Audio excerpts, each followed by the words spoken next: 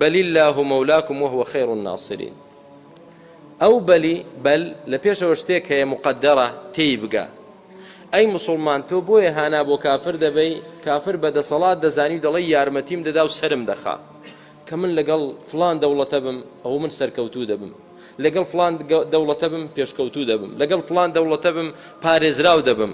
خوای گەورە دەفەرمێن نەخەڵەتێن، نە پێشتان دەخەن، نە سەرتان دەخەن، نە دیفاعتان لێ دەکەن.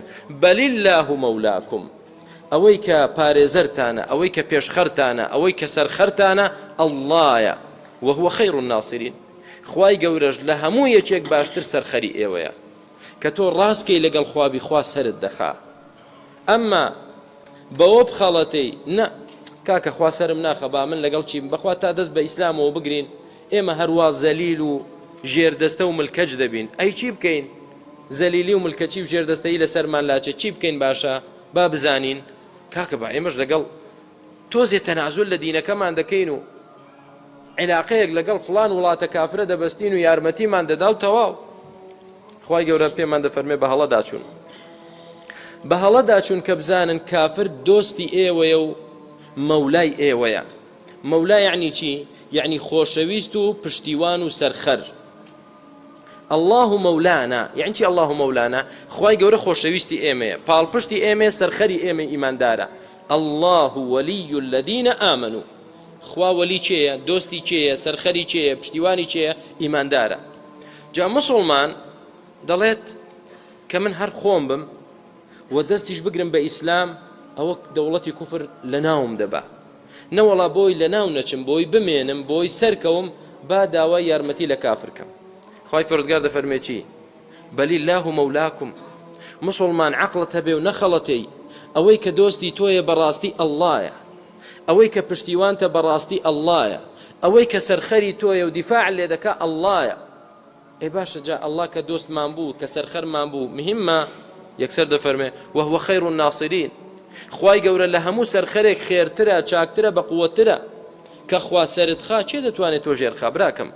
کە خوای گەورە ژێرت خا و سەرت نەخا چێ دەتوانێت تۆ سەرخا؟ ئین یەنصورکم الله چی؟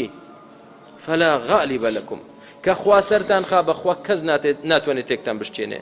و ئین یەخذولکم، ئەی کە خوای گەورە زەلیل و تێشکاوتان کە فمن ذا الذي ينصركم من بعده، چێ هەیە خوا بێوێت تۆ تێبشتەی؟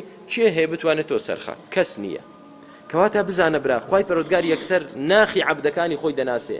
ئەی عەبدەکانم نەچن گوێ ڕایاڵی کافرکەن بە ئومێدی ئەوەی سەرتان دەخەن، بە ئومێدی ئەوەی پشتیوانتان دەکەن. نە، پشتیوانتان نی ئێوە جگە لە ئەڵڵا. بەل الله مولاکم. باشە ئەڵڵا لەگەڵمان بێ زۆر گرنگە. چۆن گرنگ نییە؟ وهو خەیر الناصرین. کە خوا عەبدی خۆی سەرخا هەموو دنیا کۆبێتەوە ناتوانێت زەرەر لەو عەبدە بدە. ولقد نصركم الله ببدر وأنتم أذلة. لبدر خواي گەورە مسلمانانی سەرخرد کەم بوونیاننا، کەم و بێدەسەڵات، خواي گەورە سەری خستن. کەواتە براکەم ئێمە نەچین بە ئومێدی ئەوەی پشتیوانمان دەبن، بە ئومێدی ئەوەی سەرمان دەخەن، بە ئومێدی ئەوەی دیفاعمان لێ دەکەن، پشت بەوان ببەستین.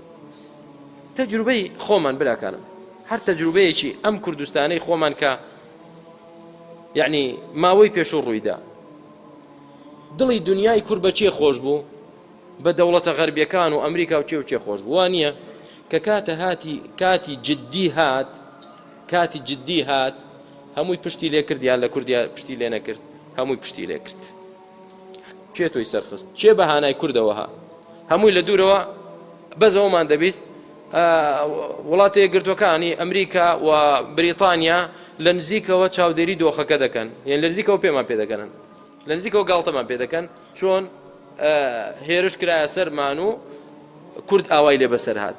کەواتە ئەی کورد، ئەی عەرەب، ئەی فارس، ئەی تورک، کە تۆ مسلمان بی ناسری تۆ ئەڵڵایە و بەس، نەکەی بخەڵەتەی فلان بەهانام دێ، بەخوا تا پەتەکە بەهانات دێ کە هاتە جددی و هاتە کاتی پێویست ئەسڵەن دەڵێ لە دوورەوە یا لە نزیکەوە من چاودێری دۆخەکە دەکەم. یعنی ئاگای لێتە چیت پێ دەکرێ، ئەویش سەیرت دەکاوە نەبێ نەزانێ، سەیر دەکا کە چۆن دژایەتی دەکرێت و لە ناو دەبرێت. بۆیە مسلمان گوێ ڕایەڵی کافر مەکە، مەخەڵەتێ، عاقیبەتت خەسارەتمەند دەبێ. ئەگەر بە دوای سەرکەوتن و پێشکەوتن و پاراستنیشدا دەگەڕێی ئەوە چێ پارێزەر و سەرخەری تۆ؟ ئەڵڵا، کەسی تر نییە بەخوا.